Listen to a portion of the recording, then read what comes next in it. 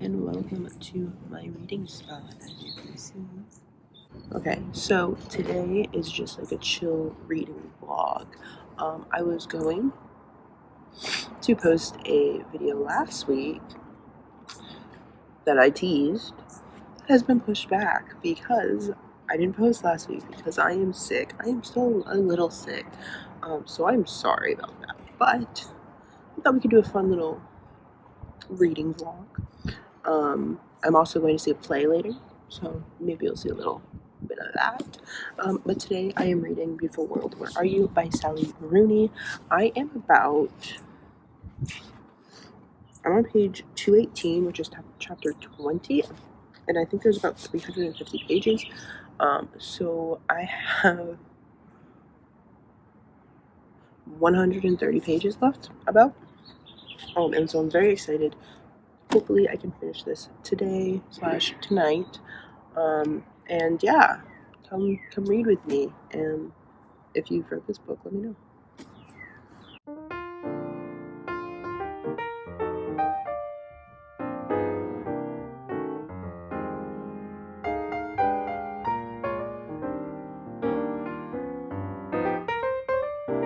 So I got a little cold outside, so we are now chilling in the lounge. Yes.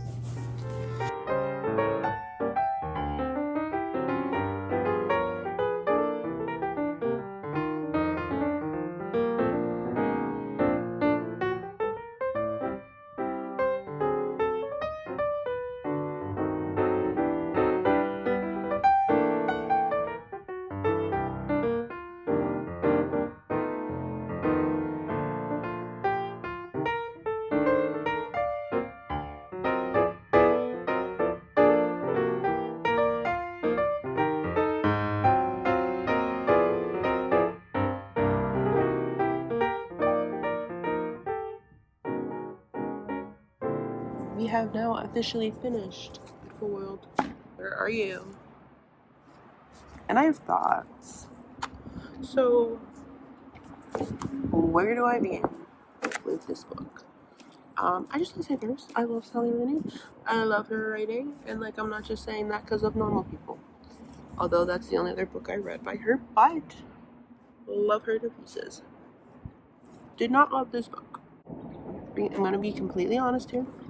So pretty much, Beautiful World, Where Are You is about these two friends, Alice and Eileen, and they were college roommates, and then after college they go on their separate lives, and they're, I think, in their early mid-30s throughout the book, which maybe I just couldn't relate to them because I am a 19-year-old. I don't really know. But they each have their own separate side stories with their love interests, and they're both very interesting stories on their own. I didn't care literally at all about Alice's story, but I can see how it would be interesting. But it's not just broken up into Alice's story and Eileen's story. It does like flip back and forth between them, but it goes Alice's story, a letter from Alice to Eileen, Eileen's story, a letter from Eileen to Alice. And the letters were a choice. I did not like them. They were quite dense, to say the least. I think that the letters just made it really hard to get through the beginning section of the book, which was already hard enough to get through because I feel like it's really hard to connect with the characters in this book because it's told in a third person limited point of view, I think, where the narrator's like a fly on the wall, but they're not omniscient. They're not in the character's head. So the whole story is like Eileen is grabbing the coffee and she pours it and she has a weird look on her face. It could be confusion, it could be happiness, I don't know. Kind of like that, where it's third person limited.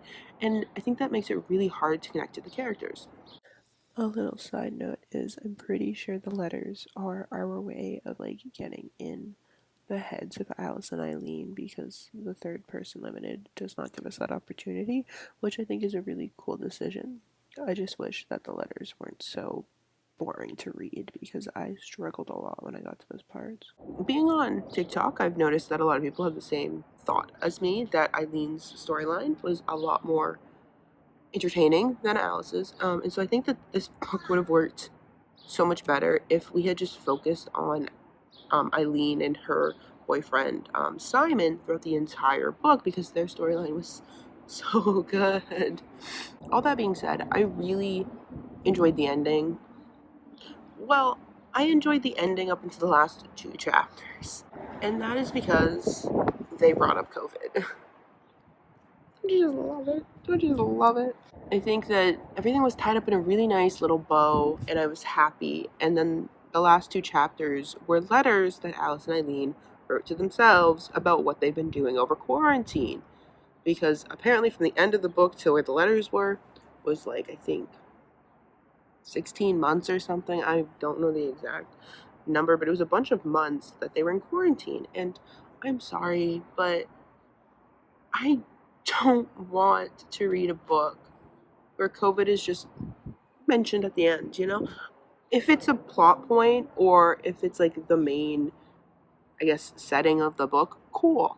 I don't want it as a little footnote at the end. And maybe I feel that way because the pandemic is still going on, but it's like a lot died down and like regulations are being lifted and stuff.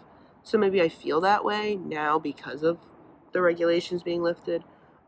Maybe if I read this when it came out and we were still like in lockdown, I wouldn't have this point of view. But I'm not in those times, therefore I didn't like the last 2 chapters.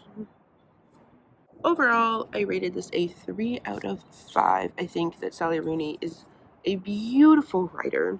The characters needed a lot of work. The plot was there, and I didn't like the point of view chosen, but I am not Sally Rooney, and she is a phenomenal writer, so who am I to question her ways? In the end, I rated it a 3 out of 5, and I am happy with that rating.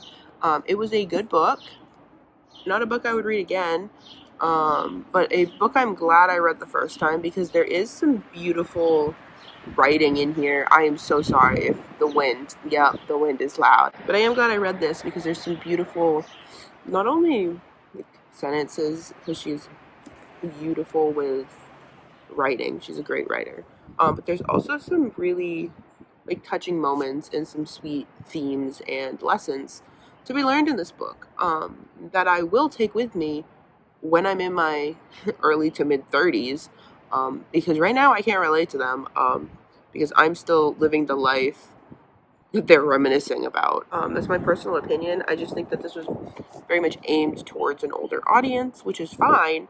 It's just not for me. And that is my review of Beautiful World, Where Are You by Sally Rooney. I hope you enjoyed this reading vlog. It was kind of short, but I hope to do more in the future. If you have any books that you want me to do a reading vlog on, I am all ears. Make sure to comment them down below, and I will see you next Sunday. I am so sorry this video is late on a Wednesday. How dare I? I'm hoping to get back into the swing of posting on Sundays now that I am getting over my cold. So I will see you next Sunday, and yeah, have a wonderful rest of your week. Bye.